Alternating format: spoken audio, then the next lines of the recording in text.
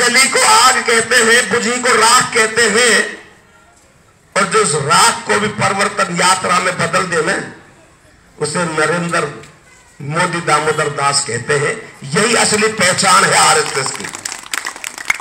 जो कभी चढ़े नहीं गधों पर, आज की तारीख में वो घुड़सवार बन बैठे, जो इस देश के सारे देश के लुटेरे थे, चोर लुटेरे थे, आज वो इस देश के चौकीदार बन बैठे।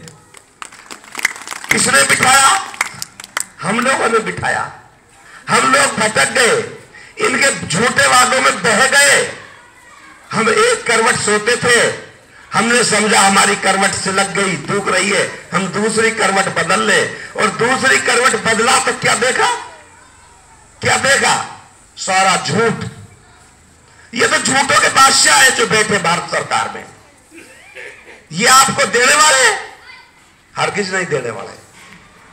सत्ता की कुंजी जो होती है ना, अगर आपको प्राप्त हो जाए तो सत्ता की कुंजी आपके सारे दरवाजे खोल देगी, विकास के, अधिकार के, वो सारे दरवाजे खोल देगी। लेकिन जिनको वो कहते हैं कि खद्दर की लंगोटी और चांदी का पायदान, हमारे भारत देश में 99 बेईमान, फिर भी भारत महान। जिसको हम चुनते हैं वही हमें ढूंढते हैं, जिसको हम चुनते हैं वही हमें ढूंढते हैं, और जिसको हम पालते हैं वही हमारी बोटी बांधते हैं।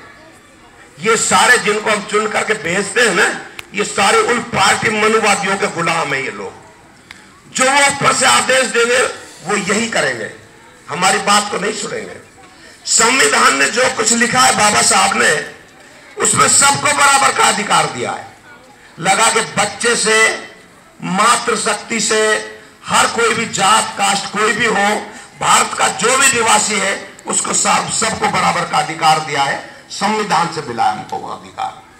आज ये लोग जो भारत सरकार में बैठे, ये सारे उस संविधान को खत्म करने की उनका इरादा है, और कई जगह पे ऐसा हो भी रहा है। आप देख लीजिए यूपी में जैसा हो रहा है। हमारे सबसे बड़ी जो अदालत है वो सुप्रीम कोर्ट है। सुप्रीम कोर्ट में कोई आदमी ये बता दे हमको कि आज तक कोई ओबीसी का वहां जज गया है क्या? एक जज गया था एससी का, वो भी उन्हें कई शादी समारोह में ले जाकर के खत्म कर दिया, और उसका भी पता नहीं लगा। लोहिया जी के नाम से जाना जाता है जिनको। ये आपको पहुंचने ही नहीं देंगे वहां तक, क्योंकि सत्ता की कुंजी उनके पास में। पिछले दिनों यूपी में यूपीएससी की जो भर्तियां हुई थी, उसमें 360 भर्तियां ओबीसी की खत्म कर दी गई। जो आईएएस अधिकारी बन के जाएगा आपका, कम से कम 360 बच्चे अगर आईएएस अधिकारी बन के जाते आपके, तो आपको कितना बड़ा गर्व होता? बहुत बड़ा गर्व होता।